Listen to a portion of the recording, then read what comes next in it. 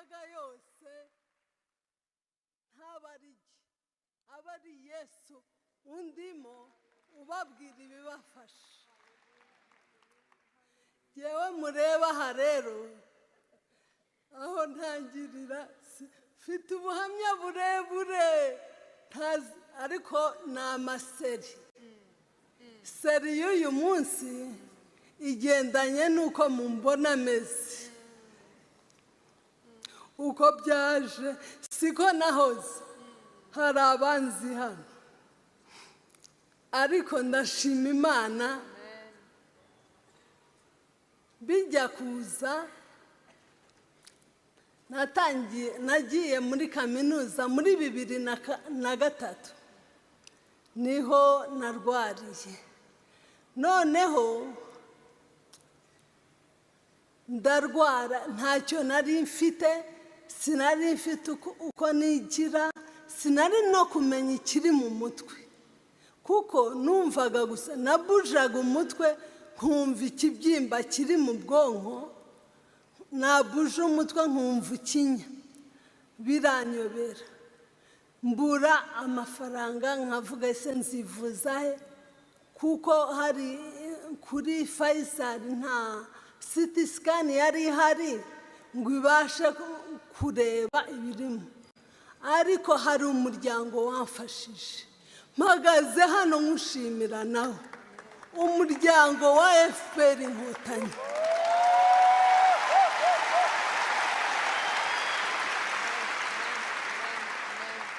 Umuryango wa FPR Inkotanyi niba mpagaze hano Yesu yarawukoresheje. Yawukoresheje ibikomeye kuri jye. Banyishyuriye amatiki njya Kampala kureba icyo mfite mu mutwe.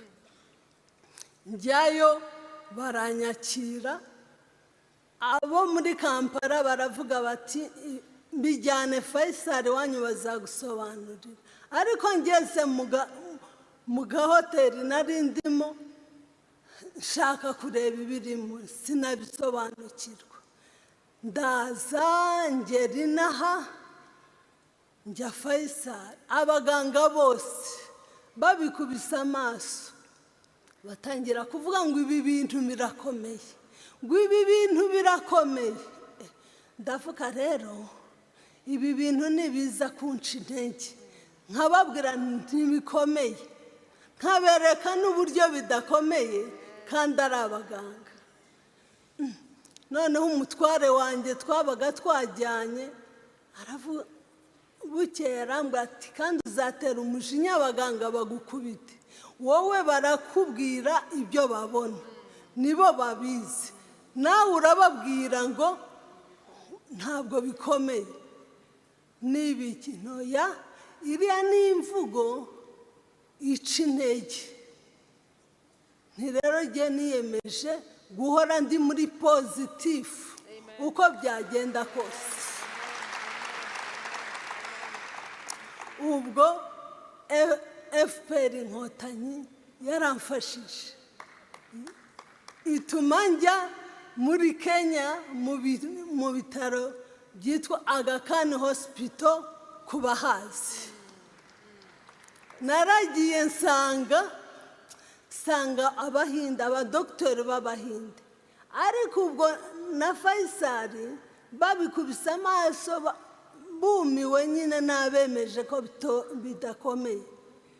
Nsanga Abahinde, abadoktori n'umukuru w'ibyo bitaro yari Umuhinde. Barangije barambwira ngo ibi bintu birakomeye.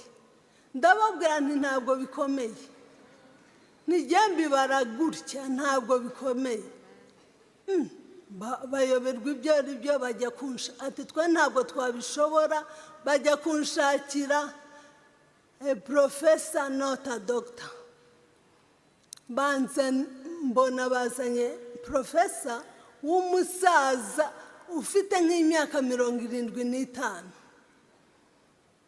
Arandeba asanga nanjye ndakanuye, arambwira ati results zigaragara nuko ibi bintu bikomeye. ndamubwira nti rero profesa, iyo mvugo sinjya nyemera, ntabwo bikomeye, njyewe nzi yuko byoroshye. Ati dore ni 50% gukira na 50% gupfa. Ati none urahitamo iki, tukubage cyangwa? Cyari ikibyimba kiri mu bwonko, kitari hejuru, kitari ku ruhande, kirimo indani mu bwonko, kandi kingana n'iki kiganza cyanjye. Murabona iki kiganza cyanjye ni kinini, ariko cyari kinini, nicyo cyari kigiye kunyica. Barangije ndamubwira nti mbaga. Ati uri kumwe nande? Nari nijyanye. Ati rero sinakubaga uri wenyine, nkeneye unsinyira. Ntugire ikibazo profesa, genda sinya ha patient, nsinye naho umurwaza. Arambwira ngo ibyo ngibyo ntabwo bibaho. Ngira Imana, umutware wanjye aza kunterefona ari nimugoroba, arambwira ati ndamubwira nti njye bagomba kumbaga, nabibemeje. Ariko mbere yuko njya Kenya, mbere yuko njya airport, nari mfite utwana tubiri, kamwe gafite imyaka 3 n'igice, kandi gafite 4 n'igice. Urumva ko twari dutoye, kuko nari ngikomeye, ngifite amaboko yose. Nagiye mu cyumba mbere yuko njya airport, nzamura amaboko yose, mbwira Yesu nti Yesu uri inshuti yanjye, ndagusaba yuko utazemera yuko siga turiya twana ari duto, ngo tuzarerwe na mukase tutazi icyo gukora. Directement nahise numva yuko Imana inshubije ngo humura, ntaho uzajya. Navuye rero mu Rwanda mfite ubwo kwizera ko ntaho nzajya. Umutware yaje gusanga mpari, kuko yahise avuga ngo araza, asanga banyogoshe ndi gipara. Arambwira ngo ntabwo bufite, ngo ntabwo bawumva. Ntabwo mfite jyewe, mfite ubumara. Twaragiye ngiye kubagwa muri salle d'opération, hari ahantu batubwiye ngo hari nka kabariyeri.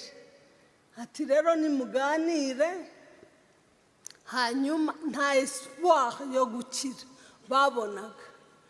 Ati muganire, tubahaye 5 minutes, hanyuma umusezere.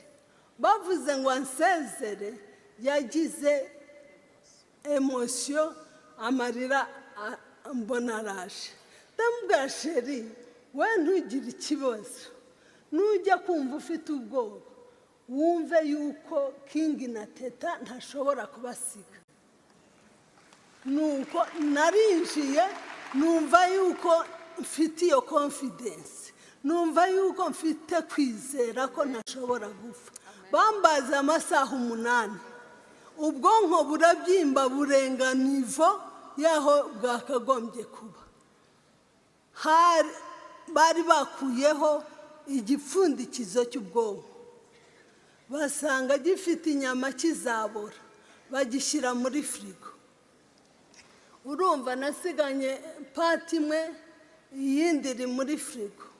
Nagiye muri koma iminsi 4. Ni ukuvuga ngo navuye muri koma, ubwonko butarasubira hasi ngo basubizeho cya gice. Ariko ndashima Yesu cyane, ndashima Yesu, ndashima Yesu, ndashima Yesu, kuko memoire yanjye, malgré yuko ntari mfite isura, umutwe warabyimbye ingana n'aha hantu hose, nta shusho mfite, ku buryo umutware wanjye yarandebye aravuga ngo Imana izandinde kongera kubona iyi sura. Byari bikomeye, rwari urupfu, ariko Yesu yagize neza. Mva muri koma. Mvuye muri koma, nabajije umutware wanjye aho yari yicaye, nariko sheri ubonye ukuntu mbangutse? Jye nari nzi ko bambaze bigahita birangira. Turabona ukuntu mbangutse, arambwira ngo urabangutse kweri. Ninamaze ya masaha ati cyane, naho yatinyaga kumbwira ko napfuye iminsi 4 kuko nari muri ICU, arama mashini akora. Ati niyo bakoresheje yanga kubimbwira ngo ntazanga gusubira muri salle d'opération ngo basubizeyo cya gice, ntiyanabimbwira. Ariko nyuma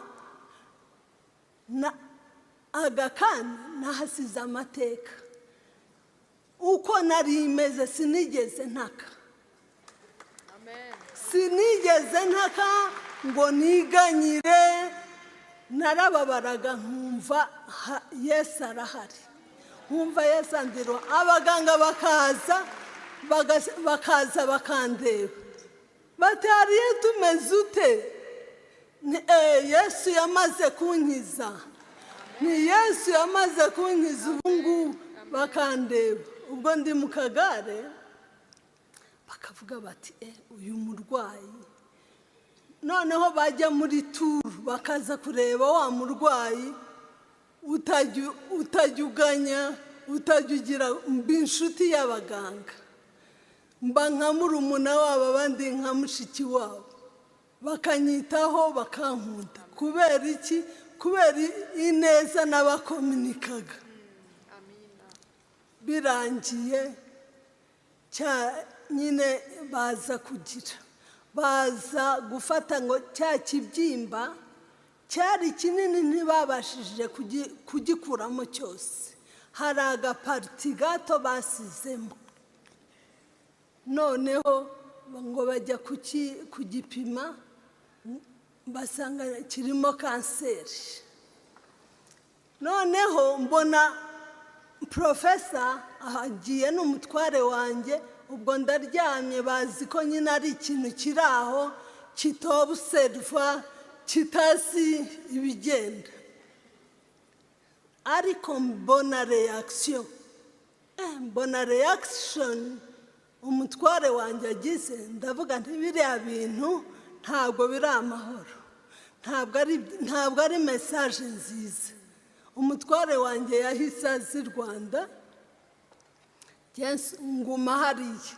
Noneho mpamagara profesa, ndamubwira ntumva rero, ubu ni wowe nanjye,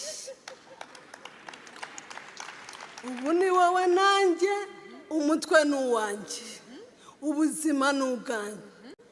Ugomba kumbwira what is wrong. Arandeba, abona ndi serious, nta miseko. Arangije arambwira ngo are you ready? Naramushubije ni yes I am. Arandeba ati you have a brain cancer.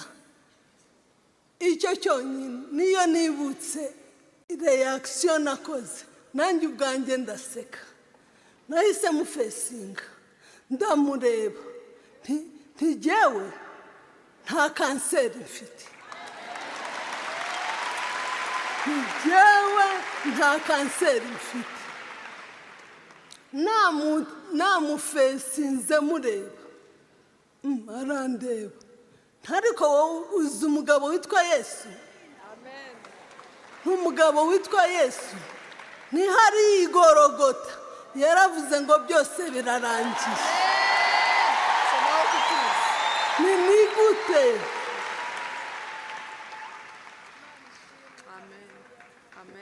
Ni gute naba mfite kanseri kandi byose byararangiye igorogota. Profesa yarandebye asanga yibaza niba ncanganikiwe, niba bigenze gute, kandi abona nshinze urubanza. Ndangije ndamubwira nta ahubwo kugira ngo nkumenyeshe ko Yesu yamaze kunkiza kanseri, ndisacinga muri ibi bitaro ntacyo ndiho nkora, ngiye guhura n'uriya mugabo witwa Yesu. Nahamagaye abantu twari tuziranye b'Abanyakenya baza kuntwara tujya gusenga nabo. Noneho umunyarwanda wari uhari aravuga ngo asigara abwira Profesa ati uriya mudamu nta kubaganye kubona agiye ameze kuriya. Profesa yaratuje akanwa ke atangira guhanura ati rero maze 40 years nkora uyu murimo, ariko sinigeze mbona umurwayi umeze nk'uriya mubyeyi. Ati afite ikintu kimurimo ntasobanukiwe, ariko iriya kanseri izakira. Ati kandi n'akariya ka-wheelchair yicayemo azakavamo. Murabibona ko ntako ndimo, nta wheelchair. Kubera nde? Kubera Yesu. Yesu nashimwe. Haleluya. Sinzi icyo nakwitura Yesu keretse kumwiha wese. Nuko ubwo naje kuva aho ngaho, ariko ntari umuntu muzima, nari nteye ubwoba, imirari ari myinshi, ijosi ridafashe meze nk'ikigoryi. Abantu bambonaga bose apparence yanjye yari uko ntakomeye mu mutwe, kandi cya gice cy'umutwe kiri muri frigo nabashije kuvuga inomero nzibwira umutware yari yarazibagiwe ngo abwire abantu yuko navuye muri koma. Arabyivugisha ati ubu rero abantu b'i Kigali ariko ariho yivugisha atambwira kuko yarazi ko ntacyo namumarira. Ati nabuze inomero zabo ngo mbabwire ko wavuye muri koma. Turashaka izande cya gice. Arambwira ngo n'uwampiza Louise, uwo Louise twarabanye mu bihe bikomeye n'ibyoroshye. Ndamubwira nti za Louise, mpita nzimubwira. Apfa kugerageza asanga nizo. N'ubu yaravuze ati nimero mpawe n'igice kimwe cy'umutwe nanjye ntabwo nazibura. Nuko rero narashe, hageze ko ngaruka mu Rwanda, barambwira bati rero ntabwo ugomba kubyara imbere y'imyaka 5. Bazi ibyo bari bakoze. Nyuma y'amezi 5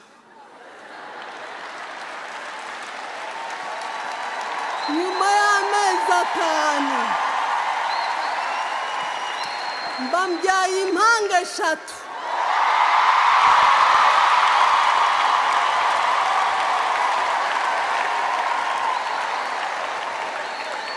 Mbyara impanga 3 z'abahungu, twari udupremantire, ariko uwasigaye 2 baragiye. Uwasigaye niwe wari ufite n'ibiro bike, yari afite 1 kilo 400, ariko ubu ni umusore. Yesu yanze kunkuriramo ubusa. Hashize igihe nk'imyaka 3-4, umutware wanjye akomeza kubona ko nta kigenda cyanjye, kuko bamubwiye ko mfite kanseri y'ubwonko. yahise abona urupfu, abona ko ntacyo nzongera kwimarira ari ugufa gusa. Yahise ngo ashaka umuzamufasha kurera abana babiri. Nabwiye Imana ko igomba kubamfasha, abaciyeho.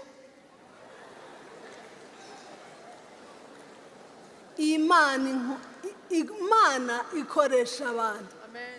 Ni ukuri abantu Imana yarabakoresheje.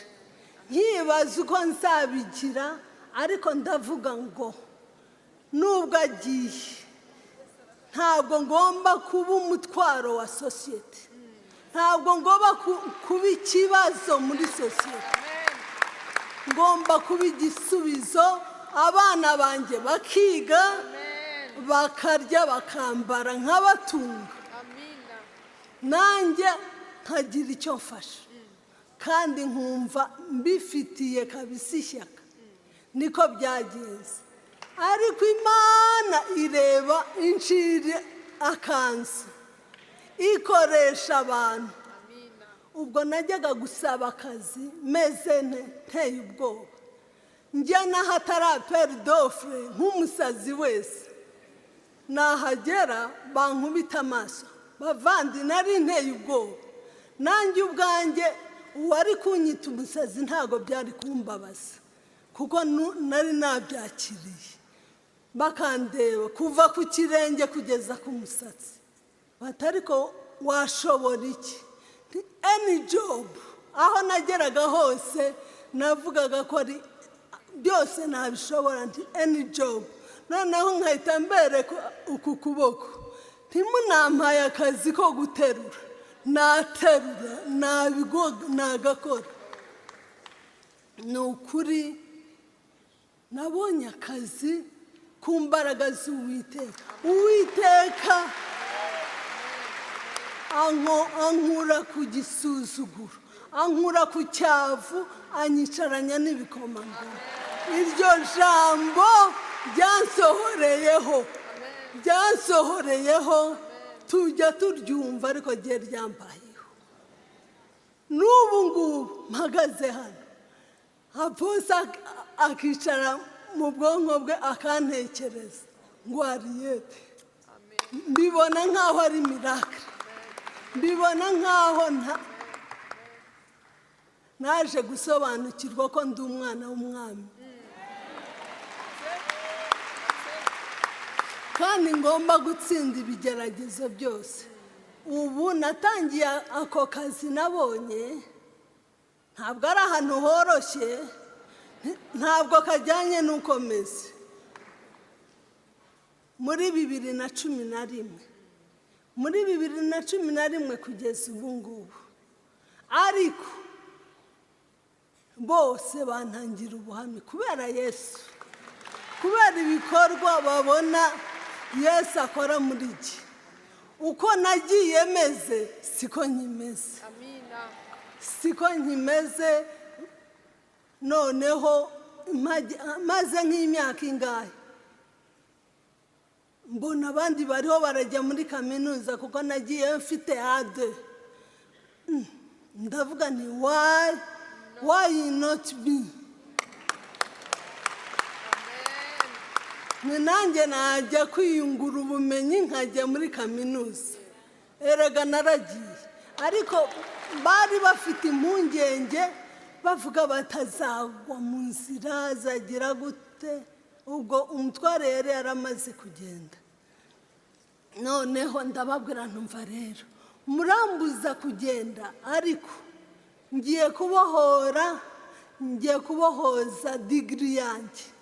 Narwaye, narindi muri kaminuza, abo twiganye babonye impamyabushobozi, njye ntayo nabonye. Nanjye rero ngiye kuyibohoza.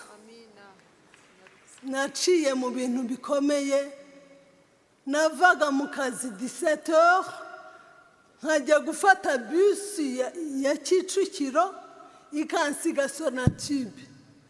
Muzi uruhanda ruri hariya kuva rujya Iniraki, nkagenda nkabona amaksida, ariko jyewe moto zikankatira imodoka zikankatira nkagenda numva ntacyo naba. Narangije muri 2018 ndangiza icyiciro cya kabiri cya kaminuza. Ubwo hari muri hari mu kwa gatandatu nkubitana njye sindeba hafi mpora ndeba odera. Noneho nkubitana no kwiyamamaza kw'abadepite. Ndiyandikisha njya kwiyamamaza. Ubu mbona ndi na depite. Njya kwiyamamaza numvaga ngomba gukominika abanyarwanda imbaraga z'ubutsinzi. Amen. Ariko ntibyaciyemo, ariko sinacitse intege. Naravuze nasi ibi bintu nabikominika gute? Nanditse igitabo muri covid. Hagati aho ndi n'umwanditsi. Nanditse igitabo cyitwa ngo wicike intege. Icyo gitabo ni umuti. Mu by'ukuri ni umuti wa benshi, wavura abantu benshi. Nuko noneho haza kuzumu abantu baravuga batabashaka kwiga masters tuzabishyurira. Noneho nshaka ibyangombwa bya bachelor nzana na invoice ndabibaha. Njya kwiyandikisha ntangira njya hahandi nzi banzi. Ndangije ndatangira ndiga kubera yuko bari bamenyereye bazi ko ndi inyangamugayo. Nariyishyuriraga no muri bachelor. Ntabwo bangize ikibazo. Mu bizamini barandekaga nkagenda nkakora ibizamini. Ngeze kwandika igitabo muri masters barambwira batariyete uzi n'iyindi nkuru ntabwo bakwishyuriye. Ndavuga uru ni urucantege rwa Satani. Nsaba credit y'igice. Iyi ni Satani, ntabwo mwemerera ko ncira igikorwa natangiye hagati. Nsaba credit y'igice ndababwira ntayandi nzayabaha. Bavandi mumenye ngo aposo ni ukuri arerekwa. Njye ntacyo nigeze mubwira. Njye ntabwo twigeze tuvugana ku kibazo, ariko natangajwe ndi nicaye mu rusengero.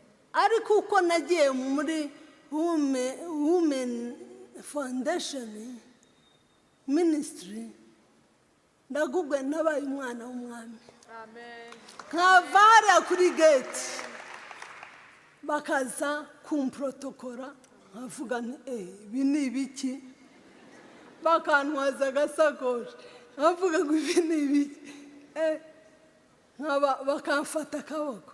Noneho nkabona n'umushumba mfitiye icyizere.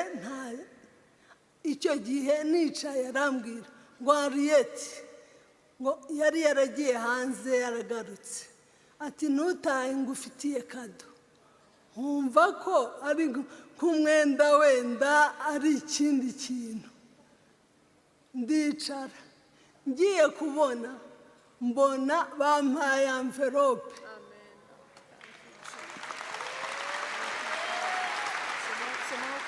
Mbona bampaye envelope. Ngeze mu rugo nyifunguye narize amarira y'ibyishimo. Ndavuga nti Satani aramwaye, mbonye school fees. Nahise njya kwishyura. Aha mumbona narangije masters.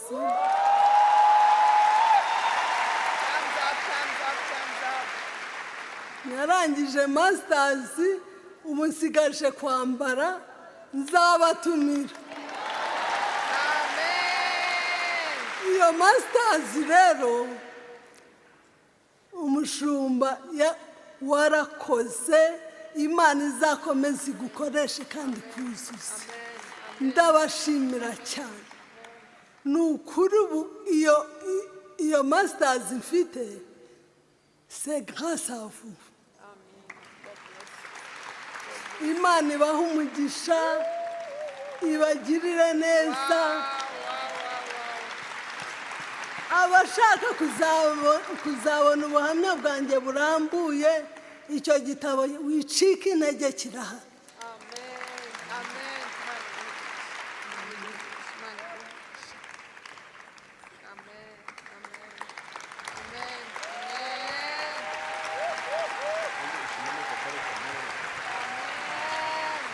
Thank you so much.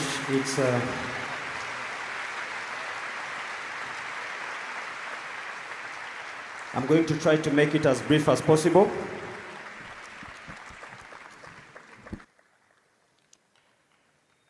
She developed a tumor, brain tumor, while she was doing her studies at university around 2002, 2003, and no CT scans in Rwanda.